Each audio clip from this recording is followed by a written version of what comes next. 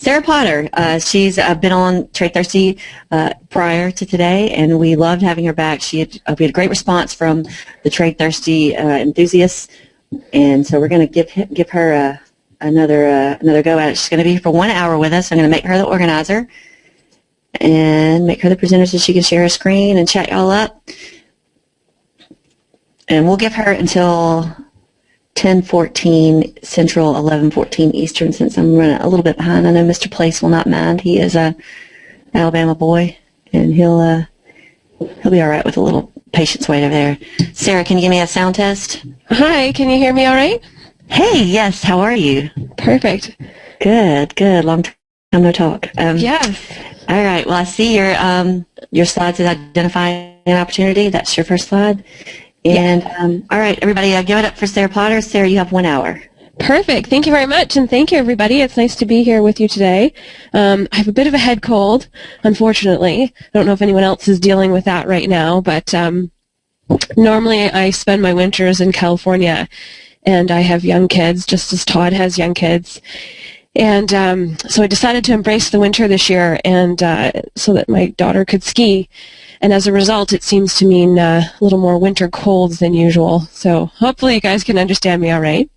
So my name is Sarah Potter, and I am the founder of SheCanTrade.com, and I am primarily an options trader, and specifically weekly options. So my strategies will be very useful for anybody, regardless of how you like to trade options, and that's the beautiful thing about trading options. There's just so many ways to trade it. But I'll tell you a little bit about how I generally trade. We're going to talk about some specific ways to trade right now. And the market is quite interesting. You guys are all traders. You have seen over the last little bit through this election and inauguration how the market has shifted and changed. And the market we've been dealing with for the last couple of weeks are different, and then what we just saw this past week is different. So I want to talk a little bit about that, what I'm seeing, and how I'm making adjustments to my trades so that I can still be very active. And we're going to talk about some specific trades linked to the new president here and how that might be influencing the economy, which as a result will obviously influence the market. So I am curious if you guys want to type in the question window there, how many trades do you guys usually trade per week? So when I say, like trading a lot, what does that mean to you guys?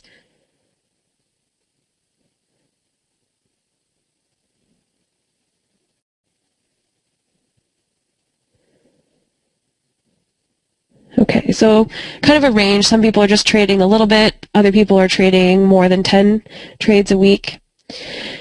Okay, so for me, I am trading generally about 7 to 8 different trades per week. Generally trying to get out of those. I don't like to hold trades too long, so I'm generally in and out of those trades every week. So they'll be always kind of shifting, coming in and out, but we'll definitely have those on. So for me, I think that is a really nice balance, and having the ability to always find trades is good. Knowing what is the right trade to place at the right time, there's a big difference. And so everyone can always talk about, I'm looking through the market and I can see all these different ones to trade. You have to know which ones are worthwhile to actually put your money down on them and to be able to look for a return. So just like this past week when in the live trading room we placed a trade in the broad market, look to only have to put on hold that risk for 2 days, take that money off. Doing the same thing in Starbucks, doing the same thing in Facebook, etc. And I'm going to give you my charts here. We're going to talk about a few examples as well. So the first thing that I really want to address is that we can always identify opportunities in the market. And obviously, trading a lot of the big names, we just had a lot of earnings this week too, so trading a lot of the big names are easier, in my opinion, to trade than looking for really cheap stocks.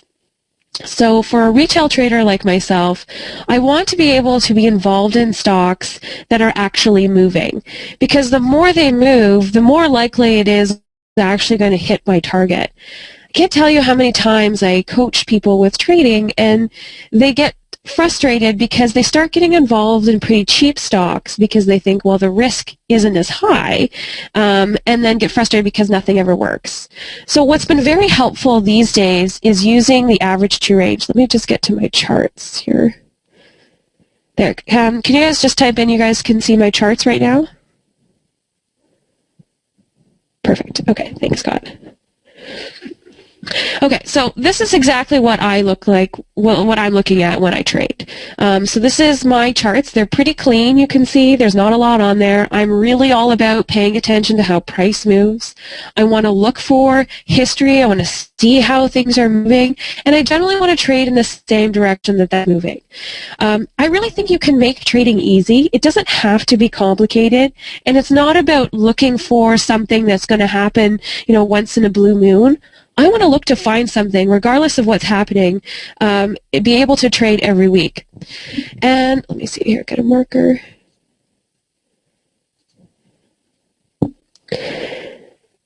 What we have seen, so this is the daily chart, this is the ES, the futures contract here for the S&P, is a pretty flat market. It's been pretty boring lately to trade. Except for this past week. This past week, something actually happened. But prior to that, really, we were seeing a pretty sideways movement. Now, the lovely thing about options trading is we can still find trades in each one of those days, even though the market is moving sideways. Because with options, we have this lovely ability to not only be involved in trades directionally and capitalize on something like by buying a call or put, or thinking something is going to move higher. There's lots of strategies. But what I can also do is take that premium and take advantage of the premium of a market that's moving sideways. So there's always something to do, which is nice. So we've actually found, even in my account and in my live trading room, some really great trades by utilizing the average true range of how much price is typically moving and then placing trades in those manners. So the average true range, I usually have that sitting on my daily chart. It's free, so anybody can put that on your charts if you want to. And it's very helpful for a couple reasons. So the first way that I like to use the average true range right now is paying attention to the broad market to basically get an undercurrent to see how things are moving. So as you guys know, the last couple of weeks, last couple of days, we saw things pop quite a bit, so that's been good. But if I go through and I look at my stocks that day, and this is my watch list,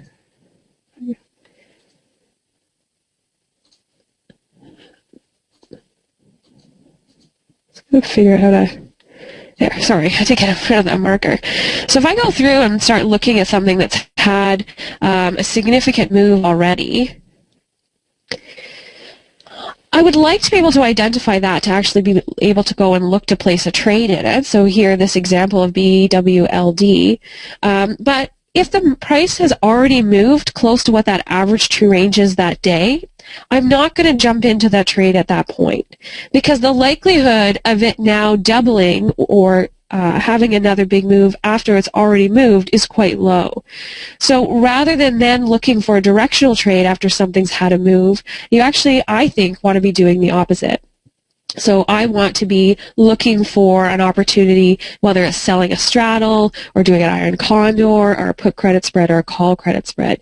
So, and this is a lot of times when, you watch the internet, you kind of see what the headlines are, or you watch some media show, financial shows, and they'll talk about whatever stock, right? Let's say they talk about Apple and say, oh yeah, Apple had this huge move. We should all go trade Apple. And then everybody goes and trades Apple and everyone loses money trading Apple because the move's already happened.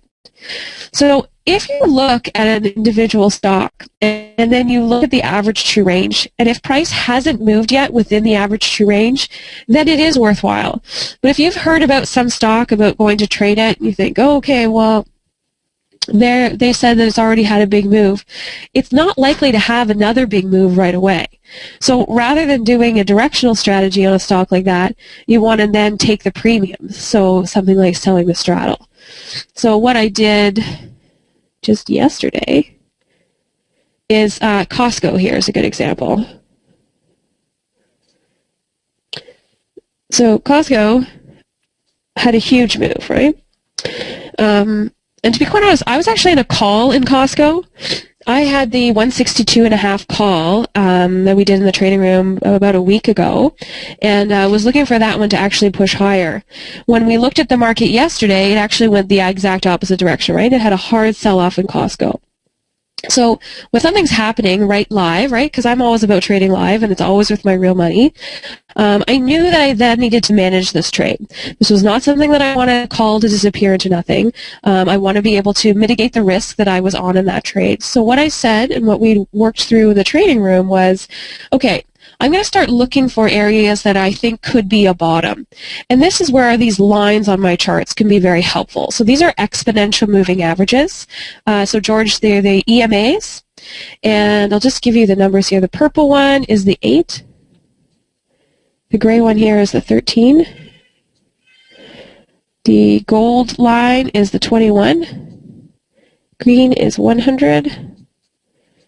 And the red is 200. Okay. So this had sold off. I knew, okay, I need to now look to try to exit this call because we've now seen a significant move lower. It is moving lower. I want to get out of that trade. That trade's not working for me. So then I have to say, okay, well, one, do I need to just bail out on this trade right away? And the answer was no. No, I don't need to do that. First, I had picked a nice call that I bought in the first place that actually had some value. So even though Costco was selling off quite a bit yesterday, it didn't matter because I had bought the 162.5 call, so I had a call that still had some value in it. So it wasn't like all the money that I risked disappeared right away, even this had sold off. So I knew that that was one thing I wanted to do. And then the next piece is that we started looking at this at about 11 o'clock. Let me see if I can get back to this.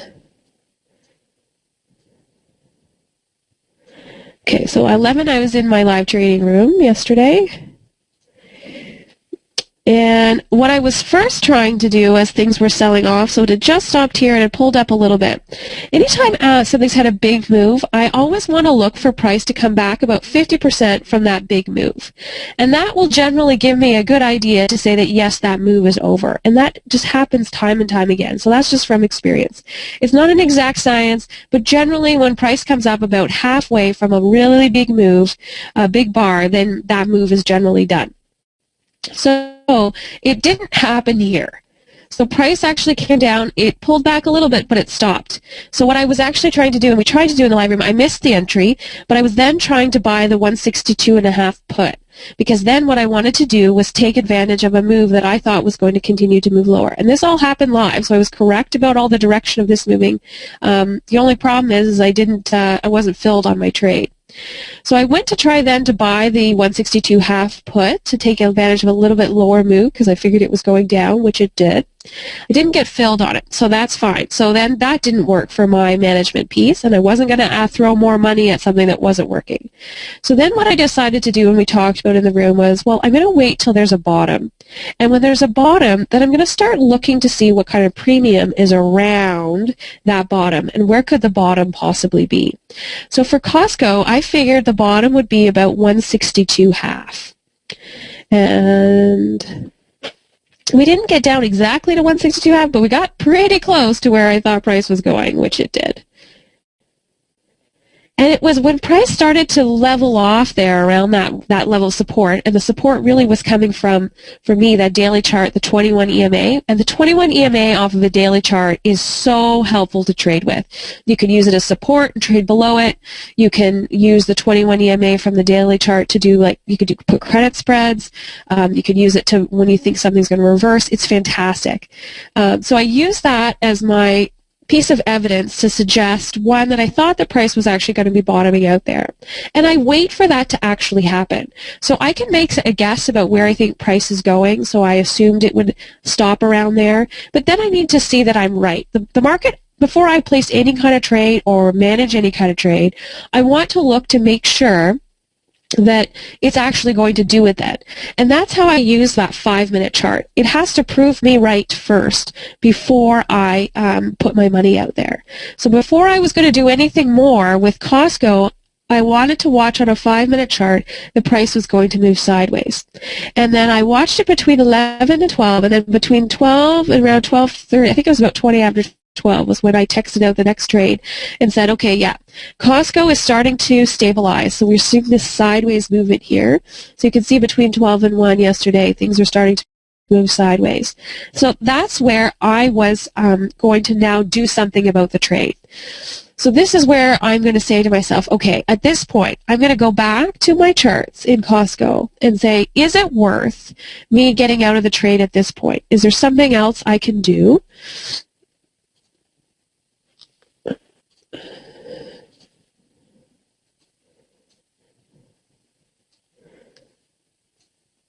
Oh, there we go. Just trying to move that back. So overall, price of Costco had fallen, but notice it didn't break the 8 EMA here on the weekly chart. So there was still some good support there. So I knew I wanted to capitalize on it. So what I did then is I have now sold a straddle. I sold the 162.5 straddle. So I got out of my 162.5 call that I had bought. I still had about $1 worth of value in that call, so saved that money. And then instead, I sold the straddle by doing the 162.5. So I ended up taking in credit of about, here, I'll give you the exact number.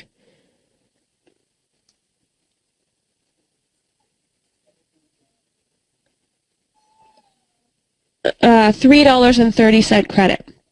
So at that point, what I did was I got filled on that. Yeah, Brandon, let me explain it for you. I can do that for a straddle. So what I did was sold the 162.5, which is where I think price is going to kind of hang out there a little bit in Costco. So I took all that premium there. And then the idea behind selling a straddle is you sell a call and you sell a put where you think price will not move. And as long as it stays around the strike that you sold, you get to keep all that premium. That's a lot of premium, $3.30. When you sell strategies, whether you sell put credit spreads, straddles, etc., they're nice because they give you a little more wiggle room. They give you the ability to be wrong about the direction because you're generally, if I'm selling a straddle, you're saying that stock is not going to move. It's going to hang out at the strike that you're selling. So for me, that 162.5 that I sold was about halfway from the really big bar that we had just seen in Costco, which had also just come into support off of the weekly chart. So I thought that that was a nice place to do. So what I have actually ended up doing is instead of losing money on the call that I had purchased, because the characteristic of the stock actually changed significantly yesterday as it sold off, is I've now actually set myself up to make even more money than I originally had. My plan for this moving forward as I look into the open on Monday with Costco is I don't want to hold it too long. So the straddle I'm holding will expire in February.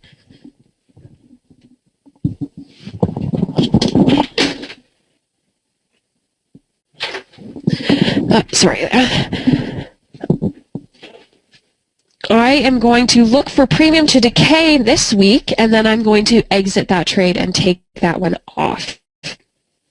But straddles are nice ways by selling a straddle, so not buying a straddle. Everyone always learns about buying a straddle for earnings, which, quite frankly, I have got other strategies to make me more money than that. So I won't really buy straddles because I can make more money elsewhere. But selling straddles can be very effective. So I have held that one. So that was just a kind of bit of an example of one that I did last week. But what we've actually just talked about is quite a number of things. One is how do you, when you have a trade that before was moving in a nice trend, so Costco you can see off a weekly and a daily, prior to yesterday, price was sitting, moving higher, was sometimes pulling back into the 8 EMA off the daily chart, but generally pushing up higher, hence why I wanted to buy a call, looking for price to move up. And I wanted price to move up into the 165 area. So I was looking for a nice little tight, high probability, well within the average true range kind of trade. And that's what I'm known most for. Those are the kinds of trades I place. I place trades ways that there are lots of chances for that trade to work. And I want to be involved in a high probability trade that I can actually cash out and put the money in my pocket every week, as opposed to placing lower probability trades that are going to give you the huge payouts. Lottery trades are fun, but lottery trades, in my opinion, should be treated as just that, lottery. So every trader always has their stories of their phenomenal trade where they did exceptionally well, and everyone should have that. You all should have those trades too. But you also need bread and butter trades. You need the ability to every week you go to the market, you assess how something is moving, and then you place trades in that direction. And then if it doesn't work, so here in Costco, this trade wasn't actually working for me, how do you use the evidence that you are seeing right in front of you to then switch the idea? So since originally I thought that Costco still had highs, I wanted to take advantage of a call. So originally I had placed the call by buying the 162.5 for a target of Costco to move up to 165. So we were looking for price to come up to the high. Yesterday it had sold off quite a bit. I wasn't going to sit in a losing call. I don't want that to just disappear on me, so I knew I needed to do something about it. I used price behavior, which was looking for price to come back halfway, and now you can see I've done the straddle, and I've since already have made quite a bit of money because that premium is already decaying, and we're starting to get price to come back up into that 162.5. So this trade has something that we first set up for a call. It didn't work out, but now I'm going to end up making more money than I originally had because I have actually managed the trade well, paid attention to how price is moving, and I'm working within the average true range. Does that make sense?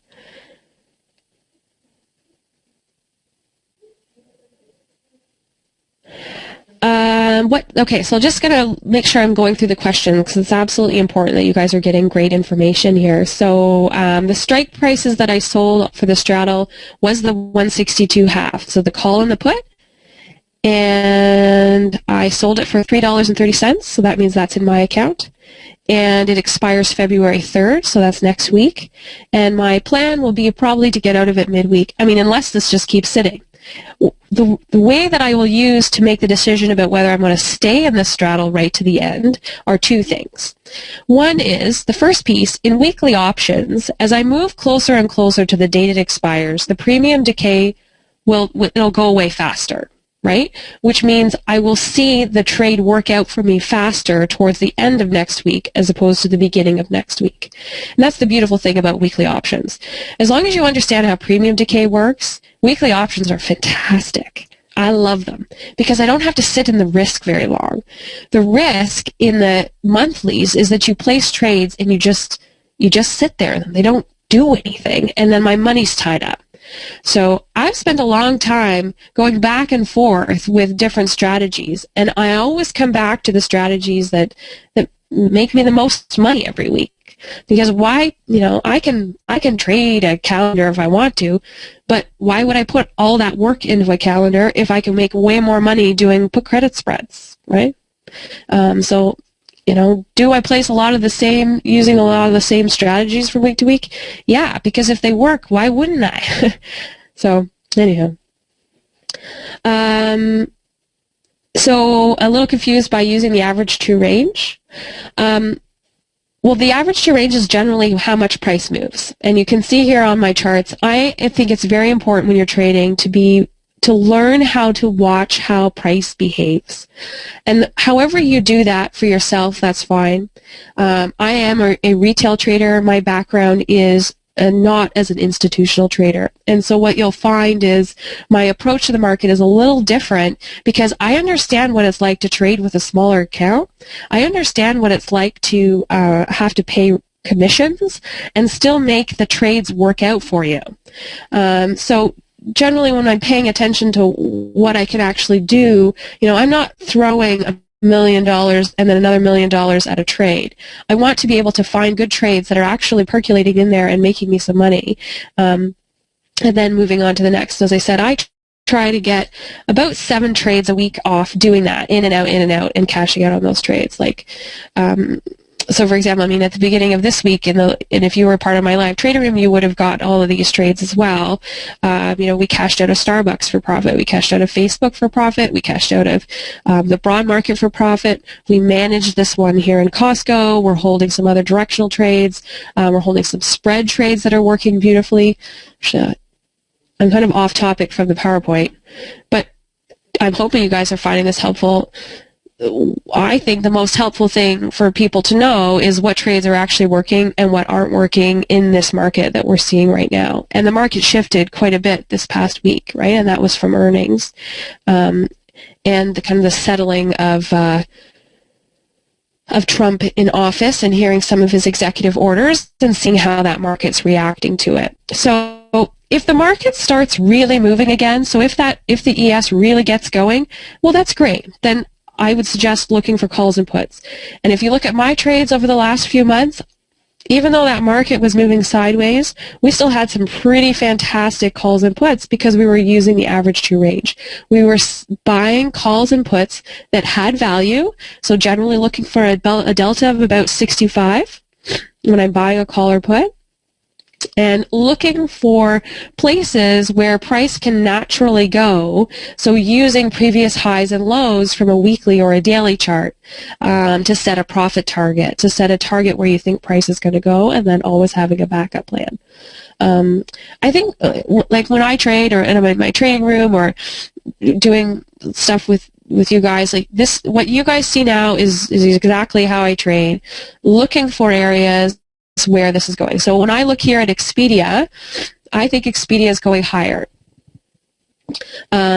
This one is a unique stock, though. So because I pay attention to how stocks generally behave and trade, Expedia is one that we do often in the room, or I try to do as often as I can. It's a great one for spread trading, so to take advantage of premium. But this one I think actually has a directional opportunity here, but I did not place the call in it, and because of the average true range. So Expedia's average true range is actually quite small. So even though if I look at this on a daily to weekly chart, it looks like it moves quite a bit, and you guys can see if you looked at Expedia right now, I think it's pretty easy. What direction would you trade Expedia in? And if you want to type in the Q&A, you can. Well, I would trade it higher, and I'm already in it. I'll tell you what I'm in. Yeah, so if you go through all of your stocks and you're trying to pay attention about what direction you think you want to go, it's generally pretty easy to see what direction you think something's moving in when you look at it through these multiple time frames. So I use the daily and the weekly chart to get an idea of what direction I want to move in. So for me, Expedia, I think, is moving higher. There's a nice strong V here off of a daily chart, nice strong V here on a weekly chart, prices above the exponential moving averages on a weekly chart, as well as what's here on a daily. So all those things are lovely. The only thing that's not so great is the average change is kind of small. So if I'm thinking about a market that's generally moving sideways, so this one doesn't, and the stock itself doesn't move too much, I'm not going to get too excited about expecting Expedia to get up to 130. I mean, it'd be great if on Monday it did that, but the likelihood of that happening is actually pretty small, right? And I want to be trading in a way that's a high probability chance. I also want to be cashing out. I want to put money in my pocket by Friday in Expedia. So in order to take advantage of that, what I can do here is actually trade a spread, which is what I have on right now. So in Expedia, and again, if you were in the room, you would have seen the trade, or received the text as well. You get the text. I have sold the 120s and bought back the 115s. This one expires February 3rd, so moving into this week. I set the trade up on Thursday, though, and this one was nice because it still has premium. This one in Expedia, generally the premium expires pretty early in the week, so it's hard to get into this trade by the end of the week. So I went out an extra week. But what I've done is sold here. So I sold the 120s, and I bought back the 115s. And what I've used is the momentum of how price is moving. So hopefully that'll continue to move up. I took the premium that's available here, and as long as Expedia stays above 120, I can hold this trade into Friday of next week and do absolutely nothing with it, as long as Expedia stays above 120. So Expedia can go up, Expedia can go sideways, Expedia can even come down a little bit, doesn't matter. As long as it closes above 120 by Friday, I keep the credit that I receive. I'm at a max profit trade. I'll probably, if the market moves sideways, I'll stay in it. If we do see the market moving again, which we just started to see there on Wednesday and Thursday, the end of this past week, then I might not hold it. I might get out early. But either way, this isn't a profitable position, and it's really just about getting out of it when you want to. But what I used here was the fact that we were in an uptrend. We were seeing higher highs, though they were small, and then capitalizing on the support from the weekly chart here and the daily chart and taking the premium below it. And this one actually it's actually a nice textbook example of price actually moving higher. So all of that looks lovely there on Expedia. And spread, this is why credit spreads are so nice, because even if I'm wrong about the direction, I'm still right on the trade. I still make money. And the Expedia trade, it expires February 3rd. No, I don't have to worry about assignment as long as Expedia stays above 120. That's why I did the put credit spread. If price pushes down, so let's say worst case scenario, next week the whole market tanks, right? And I'm in Expedia. Obviously I don't want that to happen, but let's say that happens. What am I going to do? My choices, I have a lot of different choices at that point, but the amount that I've collected, I then can sell it back. And the credit spreads are like, if you have never traded a credit spread, you want to think about it like a gift. Someone gives you a present. You get to keep the present.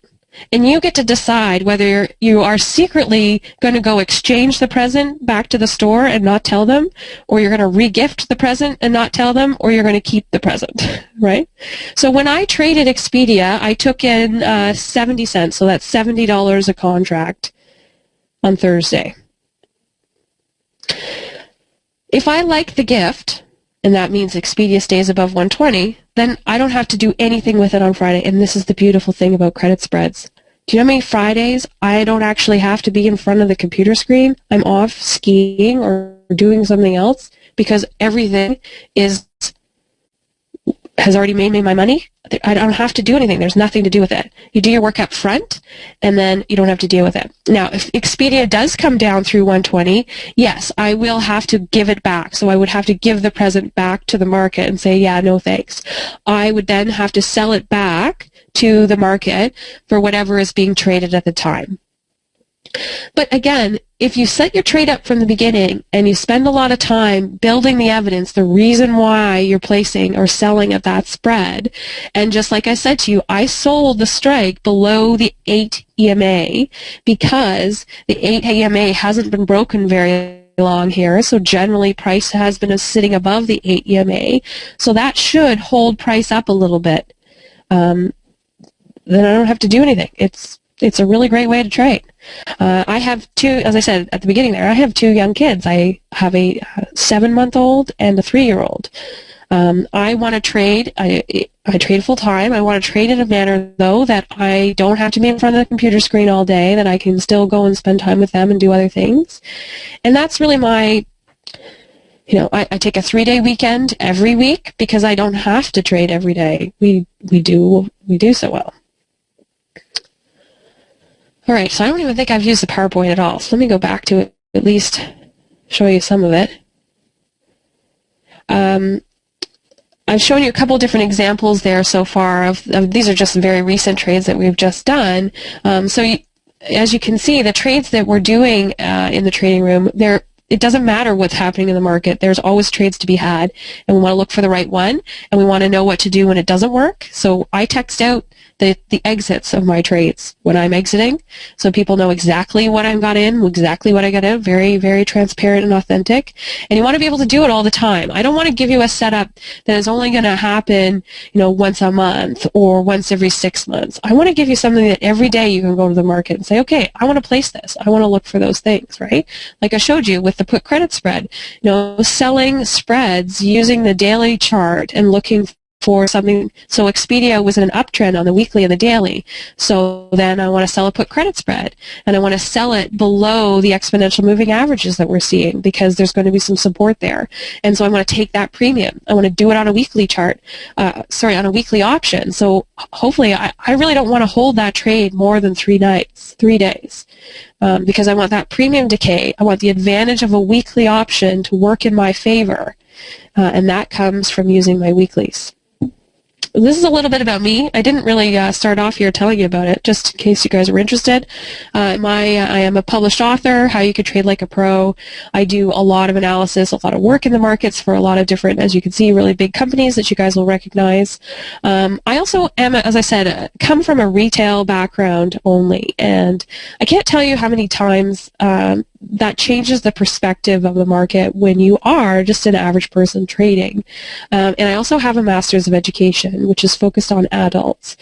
So generally when I'm explaining things, I use just very helpful. So especially in my courses, I'm actually qualified to be, teaching people how to do stuff and to walk away with people feeling like they know what they're doing. So there's lots of information on the site. I think Todd talked about this, and so did Jeanette. There's always risk in every presentation, and there's always a reward in every presentation of a trade. And you just have to decide whether the risk and reward is worth it for you. And a big thing about what we do in the trading room is talking through that. When I'm in there, I go through all these different stocks, and we talk about, what looks good to me. And then I'm actually going to go back and put my real money down, and everybody sees it, with the ones that I think are the best. So I can make a list of what's good, and I still want to do that with you guys. I want to tell you about some of the ones that I think are good moving into next week. But just prioritize them. Just because, like right now on my paper, I've got 1, 2, 3, 4, 5, 6, 7. I have 8 that I think look pretty good. It doesn't mean I'm going to place 8 of those trade, though. I'm going to still decide. It's like a competition between them. They have to be great. They have to be the best for me to actually put my money down. And that's how you make sure you're not in the wrong trade. I have to have a backup plan like Costco. So I want to set up the trade. So if plan A works, beautiful. I in and out, made my money, fantastic. What if it doesn't work? Then what do I do? How do I make sure I don't blow up my account, right? Then I need to have a plan B, which is what we actually then moved in Costco to plan B. Now I've actually set up the trade to make more money originally than I had at the beginning, but now I'm into plan B of that trade, and that's fine. But always having a plan for if it doesn't work is very helpful, and understanding, why place one and not another is really important. Everyone expects that every trade you make to work, and they won't work, but you have to have a plan for the ones that don't, and every month your account needs to be growing, right? So that losing trade can't wipe everything else out. You've put a lot of work into it.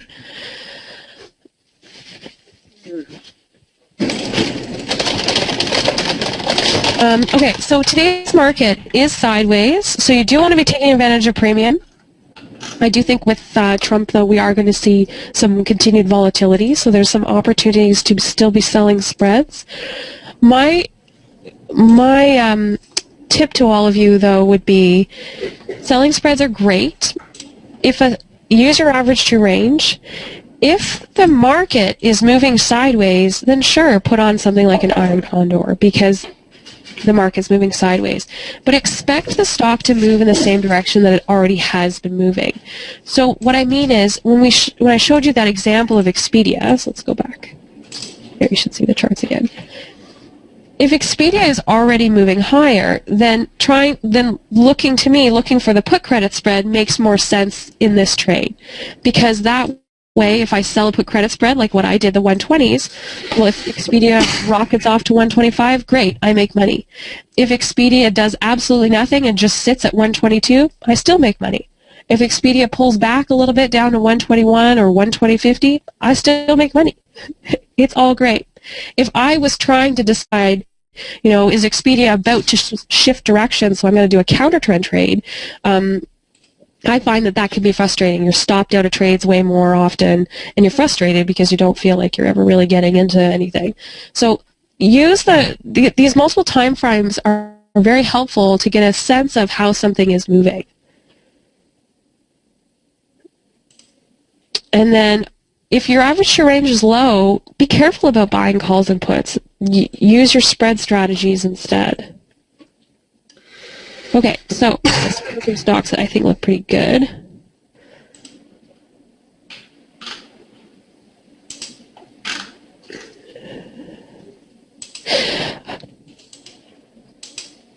Amazon. So let's do this together. So I use the daily and the weekly chart to look for the underlying direction of which way I think things are going. So when I look here at the daily and the weekly, I'll talk about it, and then you guys type it in where you think. So price is sitting above the exponential moving averages. We're seeing higher highs off of the daily chart. Which direction would you trade? Up or down? Yes. Okay. Now, okay, bam, Paul got it. I'm going to add on another layer here. So Paul's has already spotted it. When you look at the weekly chart, there is something, though, that's kind of screaming out to me that is going to prevent me from picking up a call right now in Amazon, which is why I'm not in Amazon right now. So even though price is moving higher, if I look at a weekly chart, yes, exactly. So you guys are all starting to see it now. Price has just most recently in Amazon moved up to its previous high that we saw back there in the fall. So this, to me, Amazon is a really great trade for lots of different, you could do so much with Amazon. It's fantastic. I think this is worthwhile putting on a short list to see how this will open up next week. But we have to look to see whether it's actually going to be able to break through that resistance before I'm going to place any kind of directional. For me, this would be a call debit spread because it's an expensive stock. But I need to see how it's going to move and whether it's going to work. That resistance is actually going to stop price. And so if people don't notice that, if you don't see that on a weekly chart, someone would probably, if you were just looking, so if you're just trading like this and looking at the daily chart at Amazon, you might think, oh yeah, sure, I can buy a call here still, and this is actually going to move up higher. And you might be a little frustrated. So I think it'd be better to wait for price to pull back. Now, what I am actually going to do, okay, you guys are totally in line with me. So John has already typed in here that it has earnings. Exactly. So now let me talk about earnings a little bit. So I'm going to be keeping Amazon on my short list. However, Amazon right now has a ton of premium in it because we're moving into earnings season with this one and where this is going to go. So how can we take advantage of this next week? I love to, especially on these big stocks, Amazon, Google, the expensive ones. After their earnings, I tried to get into Google, by the way, yesterday, and I just was too late on it.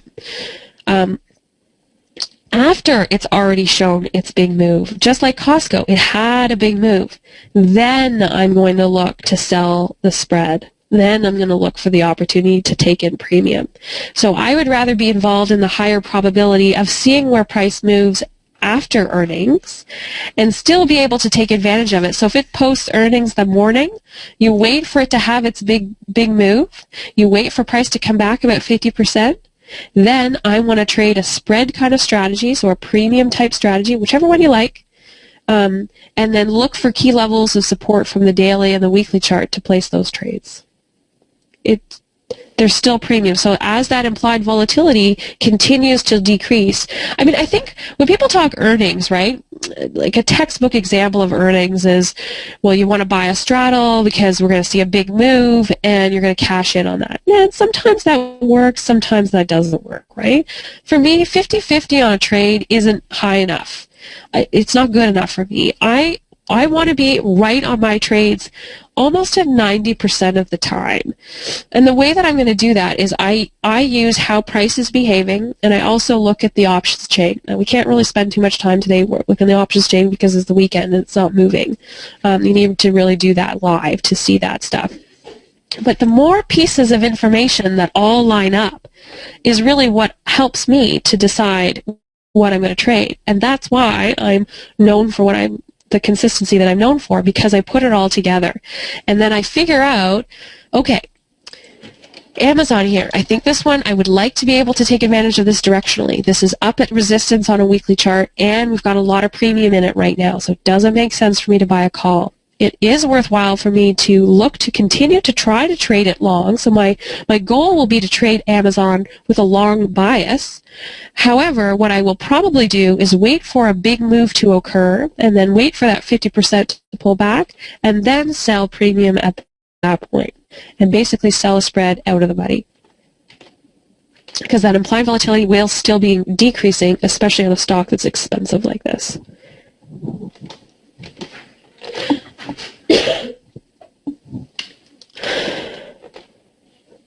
So the only times I will trade earnings, and we've already had some, is, like I said, I want to have a plan B. My earnings trade is generally a plan B in a trade that I'm already in.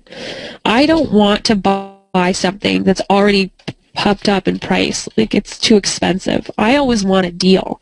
And the way that I could find a deal is I get involved in the stock prior to earnings, look to actually exit the trade before the earnings announcement, so I've already made my money when everyone's speculating on what direction it's moving. Or I wait for it to have its move afterwards, and then I sell the premium. So I'm treating it treating it two different ways. Selling it with a directional bias, or buying it with a directional bias before the earnings announcement, and then after earnings is when I take advantage of premium.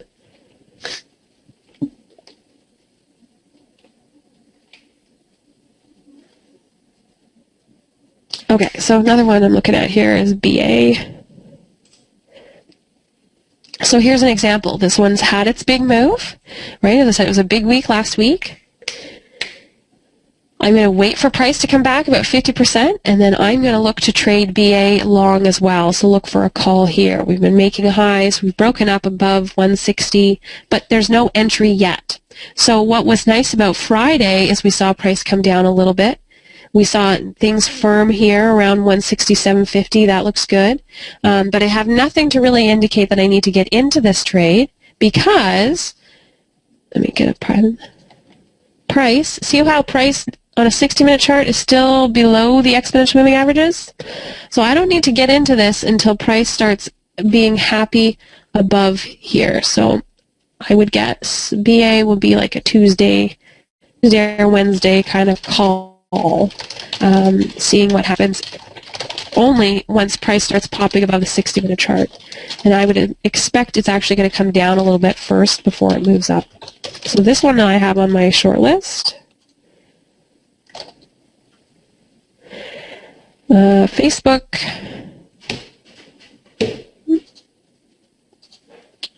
How come that's not going away? There we go.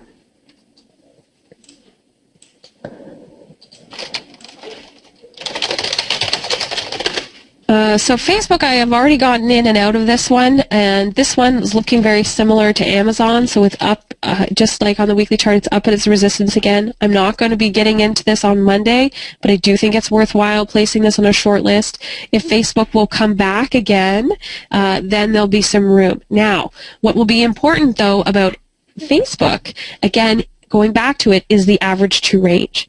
And making sure that I can set a profit target for a call, so the ability to actually make some money with price moving within its average true range. So I need Facebook to really come back probably closer to 130 first. And as long as I can buy a call for less than $2, then I will do that in Facebook. So this one I like as well. But again, not jumping into it now, letting price pull back, letting things settle down. The implied volatility needs to come down. Right now it's quite high. It has been moving. It has been rocketing off there all of January. So you don't want to anticipate that this is just going to continue. This is not the time to buy now. I would suggest you wait to see where things are going. And then I think Target looks kind of interesting.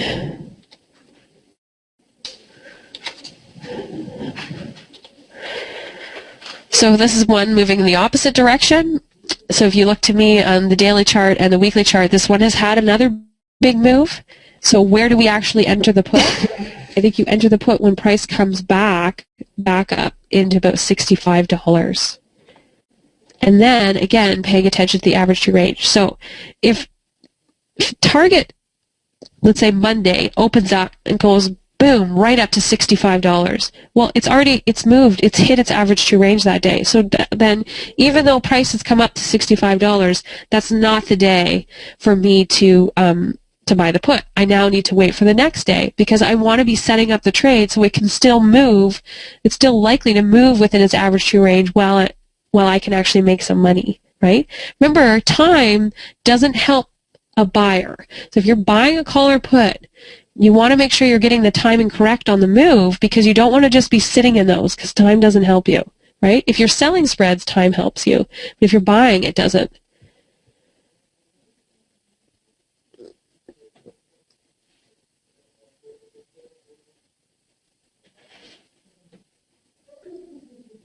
Okay.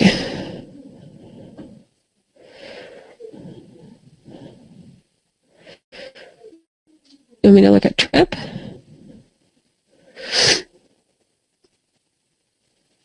Well, here's actually an example of a stock I wouldn't touch right now. This is not something that I think is moving anywhere. So this is stuck within an average true range. It's stuck within support and resistance. On a weekly chart, this is one of those examples where people sometimes will purchase one and think, oh, I'm going to buy a call or put here. It's going to go higher. And you get frustrated because it's just moving sideways. So I wouldn't even touch this one. Netflix, Paul, I talked about Netflix in the trading room this week. Now, that one's looking interesting. We'll see how that one plays out next week.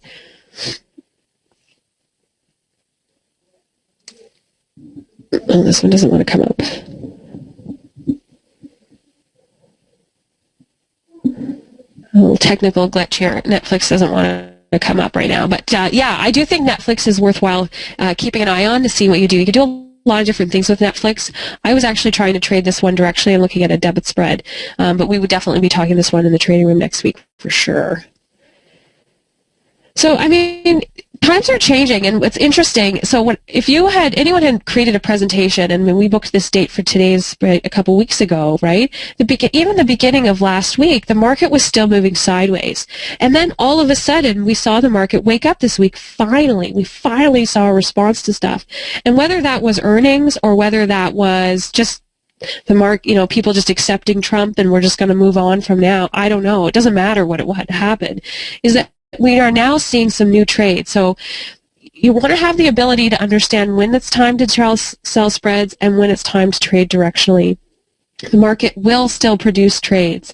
And we'll see next week if we actually see a continuation of moves or whether we are going to see spreads. And I think what we actually have to deal with now is the right times to be entering trades and knowing how many days to actually hold trades that are working and hold trades that aren't working. Now, this kind of trade, this brewing type trade, and I love coffee, I'm a big coffee drinker, is when you make coffee and you get really into it, if you're doing it at a French press, right, you want to have, or if you're doing it on the stove, or if you're an espresso machine, you want to make sure it brews for just the right amount of time. You don't want to burn the coffee. You still want it to taste good, but you need to get the oils to release from the beans so you'll have the best coffee. And we need to be doing the same thing with our trades. And that's how we're tweaking things right now and looking to take a little bit more off of each trade right now because we need to let it sit. We need to stay in it a couple of days, but at the same time, we don't want our profits to move away from us. So that ability to know, okay, I have made enough money here. I've made $30. This time it's worth it. I've made $70. So now I'm going to get out of that one. Understanding how long to let your trades sit and when's the right time to actually get out of them will be very important. And paying attention to the ES in particular is very helpful to decide whether or not you want to get in that or not.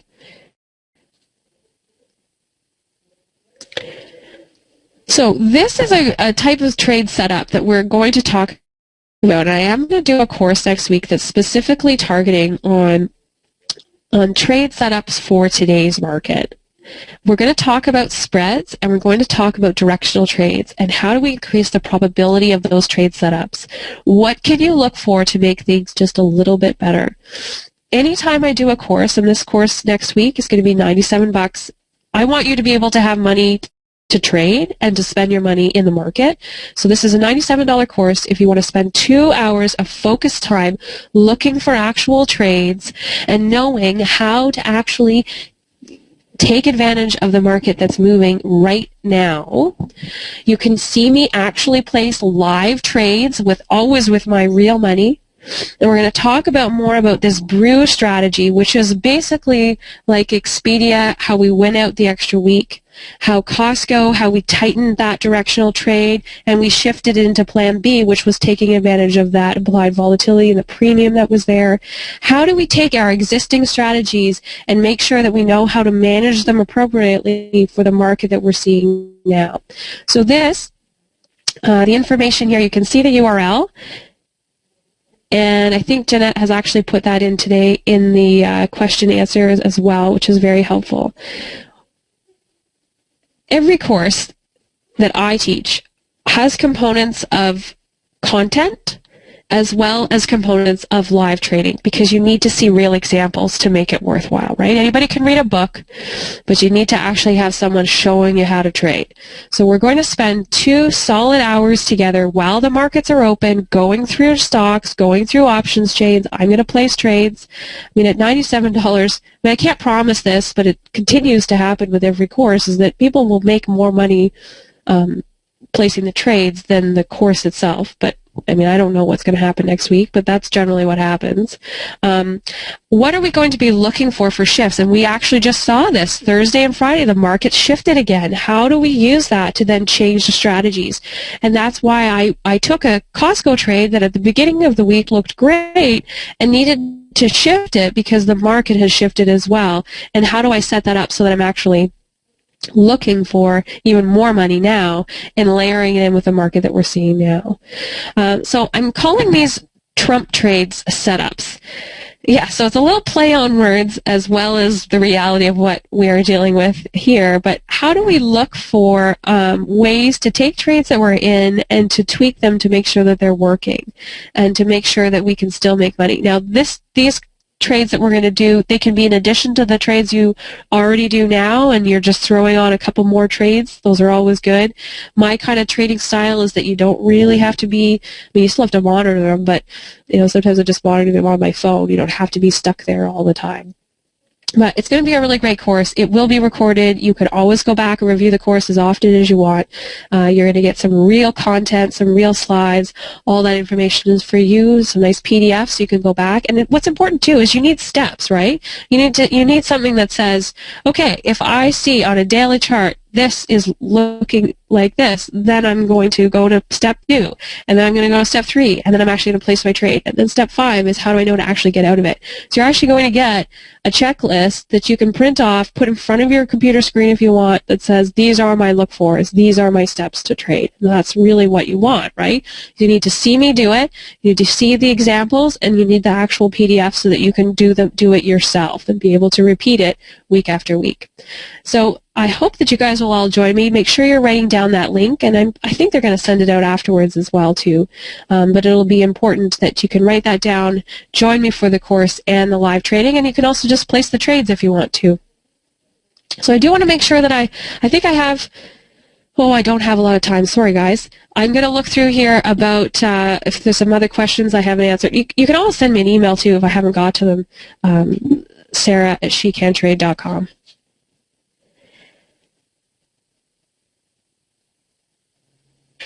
Okay, so what kind of stop losses on straddles? So it all depends how much credit you're taking in and what you're doing. If you can't do straddles, you can always do iron condors.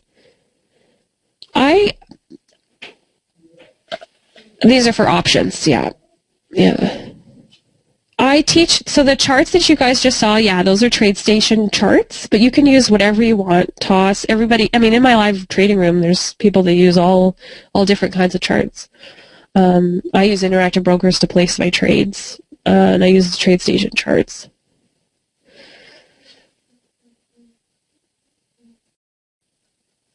Yes, so it will be recorded. The course is always recorded, and even if you attend it live, you will still get the recording, and you can always go back and watch it as many times as you want. Like I said, I do have my Master's of Education. I know that it's important to be able to review. It's important to be able to write things down. It's also important that you can go try them for yourself and then come back to this later and be like, okay, how do I make this even better?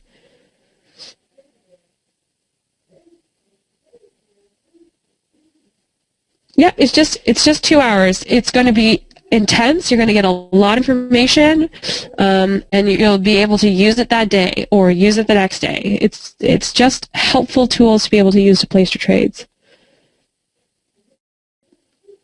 Yeah, and Buzz, you're absolutely, everyone is welcome to join us in the live trading room if you want to see trades every day. They're always live, they're always real, and you get text trade alerts. Yeah, so when people are asking about interactive brokers and commissions, I actually live in Canada, so we have even worse or more expensive commissions than most people pretty well anywhere in the world, and we are even more regulated than the U.S. is. So if I can make it work with the commissions I have to pay in Canada, which are higher than everyone else, then you guys get to make even more money.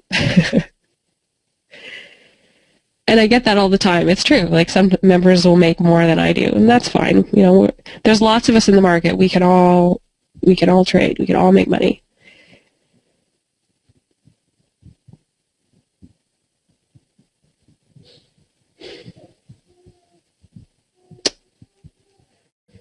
Alex, if you want to email me about stop loss on the option or the stock move, I'm not really sure what you're asking about. I want to make sure I answer your question, but I don't really know, so just send me an email and we can talk about it. The foundations indicator is my own proprietary indicator. It's only one that I use, and it's very helpful to make decisions about buying calls and puts. So you saw it there on the charts. You can send me an email if you want info on it. It's up on TradeStation for you get a free week trial over there, but yeah, and you'll see it used here in the course as well as in the library, but specifically here in this course you'll see the foundations indicator used all the time. It's very, very helpful. No problem. All right, guys, I'm going to hand this back to Jeanette and just say thank you so much. It was great to have you all out here tonight or today, and I apologize for the head cold. Hopefully I still made sense. And as you said, I showed you some real examples of trades that I'm in and some other ones that I'm looking for next week. And I hope that you will come and join me next week so we can keep trading and you can trade yourself and take advantage of the opportunities that are in the market right now. All right, guys, give it back to Jeanette, and happy trading, everybody.